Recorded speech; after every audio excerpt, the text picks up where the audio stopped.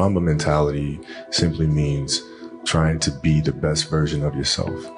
That's what the mentality means. It means every day, you're trying to become better.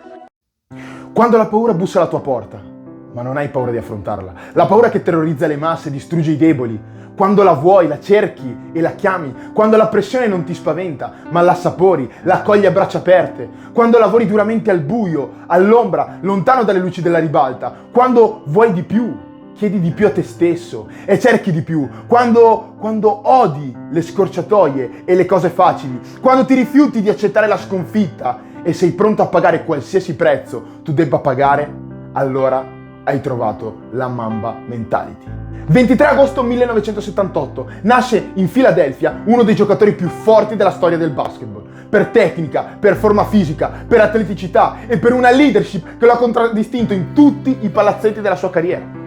Un giocatore unico, incredibile, irripetibile. In quell'anno nasce Kobe Bryant. Parliamo di un bambino diventato uomo e poi diventato leggenda. Ma la cosa più bella in assoluto, la cosa fantastica, è che lui è divenuto leggenda non per quello che ha vinto, non per i titoli portati, ma lui è ricordato per il valore che ha avuto come uomo e viene ricordato per i valori che ci ha fatto conoscere attraverso quel piccolo attrezzo. Ha fatto conoscere valori importanti a tutto il pianeta attraverso quel piccolo attrezzo, attraverso quell'attrezzo sferico con cui ha scritto pagine e pagine di storia. Con quella palla ci ha fatti letteralmente innamorare di uno sport. Con quella palla ci ha fatto amare due colori e una città. Con quella palla ci ha tatuato nella nostra mente due cifre che messe assieme simboleggiano solo ed esclusivamente lui, il 2 e il 4.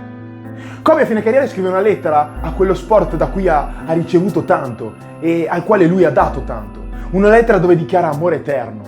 Nel basket lui ha trovato l'amore perché ha provato sensazioni che solo quello ti può dare.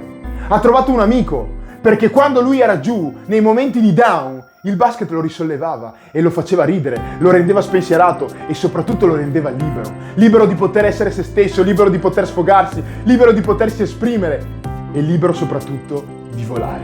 Kobe dice che da piccolo non era così bravo a giocare. Lui ha adorato fin da subito quel pallone e quel canestro. Aveva provato altri sport, ma nessuno gli dava i brividi che gli dava il basket.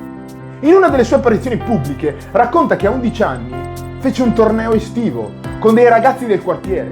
Si presentò con tutto l'entusiasmo, tutta la voglia che aveva dentro, ma non fu abbastanza. Non fu abbastanza per dimostrare quanto focosa e accesa fosse la sua passione per quello sport. Durante tutto il torneo, il leggendario numero 24 dei Lakers non segnò nemmeno un punto. Non segnò nemmeno un punto. Cioè, tu mi stai dicendo che Kobe Bryant non ha segnato neanche un punto. Cioè, lo stesso Kobe Bryant che ha giocato per 20 stagioni di fila per i Los Angeles Lakers, lo stesso Kobe Bryant che abbiamo visto più e più volte prendersi la responsabilità of the last shot, il campione olimpico, il campione di NBA. Assurdo. Oppure era proprio così. Quell'estate non segnò nemmeno un punto, ma neanche per sbaglio.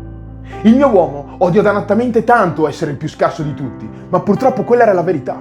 Non era così bravo a giocare e quindi decise di tornare a casa e di allenarsi ogni singolo giorno per migliorare. Lavorò su ogni singolo dettaglio.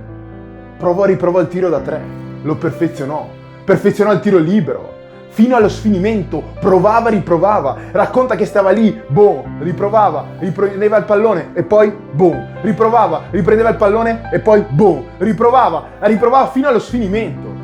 Capì come andare a rimbalzo, capì come essere reattivo, doveva capire il tempo e essere reattivo sul cambio di direzione della palla, personalizzò il suo stile e iniziò a lavorare sodo a livello fisico. Questo perché? Perché non voleva più essere quello più magrolino. Non gli stava più bene. La sua testa gli diceva che doveva allenarsi ogni giorno per migliorare. Non c'erano vie d'uscita. C'era solo quello. L'allenamento, il duro lavoro, la fatica, il sudore e soprattutto il lavoro per la sua passione, per il suo sogno. L'anno dopo si presentò a quel torneo ed era migliorato. Non era ancora così forte, non era ancora bravo, ma riuscì a segnare qualche canestro. Peccato che per il nostro campione non era abbastanza. Lui continuò quindi con la politica del duro lavoro, con la politica del perfezionismo, con la politica del sudare, del lasciare tutto sul campo, di lavorare per la sua passione. Non c'è stato un singolo giorno di quei 365 a disposizione dove lui non avesse preso in mano il suo pallone. L'anno successivo si presentò un'altra volta, ma quel bambino non era più un ragazzino magrolino, capace di segnare sì e no qualche canestro, ma era diventato il giocatore più forte dello stato. In soli 2 anni non aveva colmato solo il gap tecnico e fisico, ma aveva di gran lunga superato lo standard che c'era in quel posto. Probabilmente neanche se ne era reso conto, neanche se ne era accorto, ma ad 11 anni aveva già dato vita alla Mamba mentality. Mentalità che anche dopo essere diventato il grande Kobe Bryant lo faceva svegliare alle 4 del mattino per andare a allenarsi, semplicemente perché lui credeva in una sola cosa, che allenandosi sarebbe diventato più forte ogni giorno di più. Molto semplice, la formula segreta di tutta la sua carriera è stato allenarsi sempre di più e basta. Mentalità di cui si sono scritti libri e che è diventato uno stile di vita per migliaia di persone e che ha migliorato il mindset di migliaia e migliaia di sportivi. Questo era quello di cui era capace il nostro Kobe Bryant. Questo era quello di cui era capace Kobe. Era partito da essere un semplice bambino, innamorato di uno sport, con un sogno grande nel cassetto, per cui ha dato tutta la sua vita per realizzarlo. E una volta realizzato, lo ha rispettato questo sogno, si è sacrificato per questo sogno, lo ha difeso e lo ha onorato come nessun altro ha saputo fare in tutto il mondo prima di lui. Grazie Mamba. Grazie perché tu sei stato il motivo per cui abbiamo conosciuto Los Angeles. Grazie perché grazie a te siamo diventati tifosi giallo-viola e siamo entrati a far parte della Lakers Nation. Grazie perché tu, assieme a Michael Jordan, ci hai fatto amare il basket.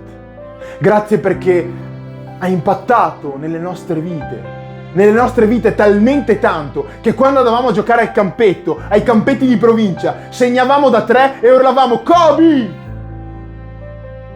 Con le 3 dita al cielo e ci sentivamo un po' te per qualche secondo. Grazie perché attraverso il tuo amato basket ci hai insegnato la disciplina, la cultura del duro lavoro, il rispetto, la dedizione, l'impegno. Ci hai fatto capire che se siamo pronti e se lo vogliamo realmente e se lo pensiamo ogni giorno, noi possiamo realizzare i nostri sogni. Potrei parlare ore, potrei parlare un giorno intero di te, Kobe, ma adesso voglio smetterla. Adesso basta, voglio lasciarti masticare ancora una volta quella chewing gum e voglio lasciarti spaccare ancora quel canestro dai 3 punti come solo tu sai fare.